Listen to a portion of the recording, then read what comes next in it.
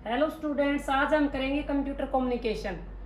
देखो बच्चों, computer word भी सब बच्चों ने सुना है। कंप्यूटर एक इलेक्ट्रॉनिक डिवाइस है जो यूजर से क्या है इनपुट लेती है और उसको प्रोसेस करने के बाद आउटपुट देती है यूजर को। ठीक है, उसके बाद क्या है, इसके साथ वर्ड यूज किया कंप्यूटर कम्युनिकेशन। कम्युनिकेशन होता है संचार का साधन। संचार का मतलब क्या होता है कि कोई एक पर्सन दूसरे पर्सन से कोई बातचीत करना चाहता है या कोई अपना मैसेज कन्वे करना चाहता है तो किसी ना किसी माध्यम के थ्रू करता है। या तो फेस टू फेस कम्युनिकेशन होता है, जैसे कि एक ही रूम में टीचर या स्टूडेंट्स हैं तो क्या करते हैं, वो फेस टू फेस कम्युनिकेशन करते हैं कि जो टीचर बोल रहा है बच्चे सुन भी रहे हैं और जो लिख रहा है उसको दिखाई भी दे रहा बच्चों को कि टीचर ने क्या लिखा है। यदि इसी तरह कम्युनिकेशन हमें दूर बैठे किसी भी आदमी से या पर्सन से करनी है तो उसके लिए अलग अलग माध्यम हमें चूज करने पड़ेंगे। जैसे कंप्यूटर अर्ली डेज में जब कंप्यूटर नहीं थे तो एक शहर से दूसरे शहर में कम्युनिकेट करने के लिए, किसी पर्सन से कोई संदेश भेजने के लिए या उसके संदेश मंगवाने के लिए क्या यूज किया जाता था, पोस्ट ऑफिस जाके हैंड रिटन अपना कोई लेटर हमें पोस्ट करना पड़ता था और उसके डिलीवरी चार्जेस देने पड़ते थे और उस बंदे को अपना मैसेज पहुंचाना पड़ता था। ओके, तो बच्चों देखो, नाउ ए डे, आज के दिन हम जैसे कोई भी मैसेज कन्वे करना है तो हम क्या यूज करते हैं, कंप्यूटर। कंप्यूटर वर्ड सब बच्चों ने सुना। कंप्यूटर तो जैसे यदि कनेक्टेड नहीं है किसी डिवाइस से या किसी भी सर्वर से तो हमारे मैसेज को वो कन्वे नहीं कर पाएगा। तो उसके लिए हम क्या यूज करेंगे, इंटरनेट। तो क्या है इंटरनेट, भी क्या है इंटरनेट का मतलब क्या, नेटवर्क का मतलब two or more computers connected each other to share data and information. और इंटरनेट का मतलब क्या होता है, वो आपस में दो या ज्यादा कंप्यूटर्स कनेक्टेड होंगे किसी भी सर्वर की वजह से। तो अभी भी मैंने बताया कि इंटरनेट के माध्यम से कैसे आप किसी भी दूसरे पर्सन से कैसे कम्युनिकेट कर पाओगे, चाहिए वो किसी भी पर्टिकुलर लोकेशन पे बैठा है। ठीक है, उसके लिए एक इंटरनेट वर्ड यूज किया है। इंटरनेट की एक फुल वीडियो पहले भी मैंने डाल रखी है, वो डिस्क्रिप्शन में जाके आप सर्च करके पढ़ लेना उसको। ठीक है, तो इंटरनेट यूज करके यदि हम कम्युनिकेट करना चाहते हैं एक यूजर दूसरे यूजर से तो क्या क्या टेक्नोलॉजी यूज होंगी, क्या क्या मेथड रहेगा उसका। इसके लिए देखो, सबसे पहले हमें इंटरनेट में to or more computers connected होंगे। आईएसपी का मतलब होता है इंटरनेट सर्विस प्रोवाइडर। अलग अलग आपने इंटरनेट सर्विस प्रोवाइडर देखे होंगे, जैसे बीएसएनएल है, वो एक क्या है सर्विस प्रोवाइड करती है यूजर को कि उससे आप अपना पैकेज लो और आप जितना मर्जी डाटा सेंड करो, रिसीव करो। ठीक है, और वो हमें कम्युनिकेट करने का एक माध्यम प्रोवाइड करते हैं। उसके अलावा हमें क्या पता है, वेब ब्राउजर की जरूरत पड़ती है। वेब ब्राउजर क्या होता है, वेब ब्राउजर एक सॉफ्टवेयर होता है। यदि हम अपने कंप्यूटर में नेट डलवा के किसी दूसरे पर्सन से कम्युनिकेट करना चाहते हैं तो एक सॉफ्टवेयर की जरूरत पड़ेगी जिसमें हम अपना कोई भी वेबसाइट का या उस यूजर्स का हम लिंक डालेंगे तो उसके साथ हम कम्युनिकेट कर पाएंगे। वेब ब्राउजर जैसे आपने देखे होंगे, जैसे क्रोम है और आपका क्या है सफारी है। अलग अलग ऑपरेटिंग सिस्टम्स में अलग अलग टाइप्स के क्या है वेब ब्राउजर होते हैं जिनके थ्रू हम क्या है अपनी इंटरनेट की सुविधाएं यूज करके और किसी भी दूसरे देश में या किसी भी दूसरे सिटी में बैठे पर्सन से हम क्या है कम्युनिकेट कर सकते हैं। उसके बाद क्या है आपका सर्च इंजन होता है। सर्च इंजन का मतलब क्या होता है, कोई चीज हमें सर्च करनी है तो किसी भी कंप्यूटर में किसी भी लोकेशन पे जाके कोई चीज सर्च नहीं कर सकते। सर्च इंजन भी अपना क्या है, कोई चीज सर्च करनी है तो वो भी एक सॉफ्टवेयर है। वहां पे हम अपनी पर्टिकुलर प्रॉब्लम को टाइप करते हैं और क्लिक करते हैं तो उससे रिलेटेड या उसका बिल्कुल पर्टिकुलर उसका कोई डेस्टिनेशन सर्च इंजन हमें सर्च करके और अपने क्या है डेस्कटॉप पे हमें दिखाता है और उससे रिलेटेड सारी इंफॉर्मेशन दिखाता है कि आपका ये नहीं तो ये लिंक हो सकता है। ओके, उसके बाद है आपका यूआरएल। एक वर्ड यूज होता है यूनिफॉर्म रिसोर्स लोकेटर। जैसे ऑल ओवर द वर्ल्ड, पूरे संसार में जितने भी कंप्यूटर्स इंटरनेट सर्विस प्रोवाइडर के थ्रू कनेक्टेड है वो एक दूसरे के साथ कम्युनिकेट करते हैं।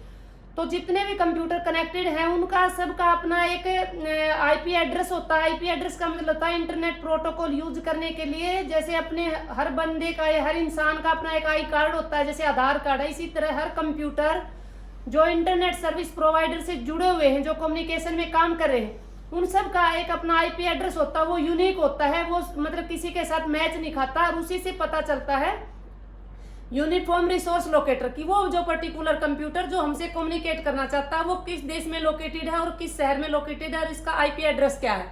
उस चीजों से हमें क्या है यूजर को सारा पता चल जाता है कि जिसके साथ हम कम्युनिकेट करना चाह रहे हैं ये जो इस कंप्यूटर पे जो पर्सन बैठा है वो कहाँ पे किस लोकेशन पे बैठ के और कौन सी शहर में बैठ के हमसे बात कर रहा है। ओके, उसके बाद है एक domain name system. Domain name system में भी क्या है, किसी भी कंप्यूटर का जब हम कोई भी सर्च इंजन में एक वेबसाइट का एड्रेस डालते हैं, जैसे हम क्या है www.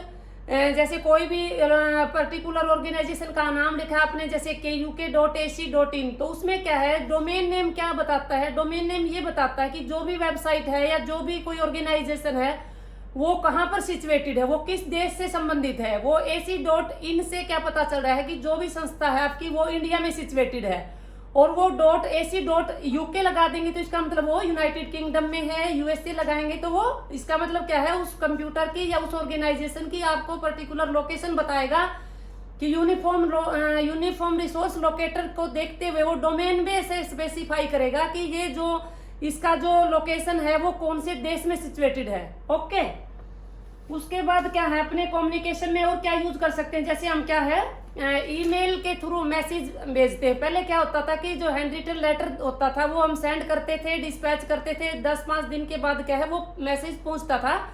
और अब क्या है, हम जो विद इन द सेकेंड हमें एक्नॉलेज मिल जाती है कि आपका message has been send successfully. इसका मतलब क्या है, हमें कोई ना कोई अकाउंट क्रिएट करना पड़ेगा जिसके थ्रू हमें कोई अटैचमेंट भेजनी है, कोई डॉक्यूमेंट अटैच करके भेजना है, या हमें कोई रिटर्न मैसेज भेजना है। जैसे कि आजकल बच्चे व्हाट्सएप पे जब मर्जी मैसेज भेज देते हैं, क्योंकि वो क्या है इंटरनेट की सुविधा के अकॉर्डिंग वो जब दोनों यूजर ऑनलाइन बैठे होते हैं तो जो अपना मैसेज लिखा है उसने या कोई भी अपना एक फाइल या डॉक्यूमेंट सेंड किया है तो विद इन द सेकेंड उसको एक्नॉलेजमेंट मिल जाती है कि आपका मैसेज सीन भी हो चुका है और आपका ये सेंड भी हो चुका है।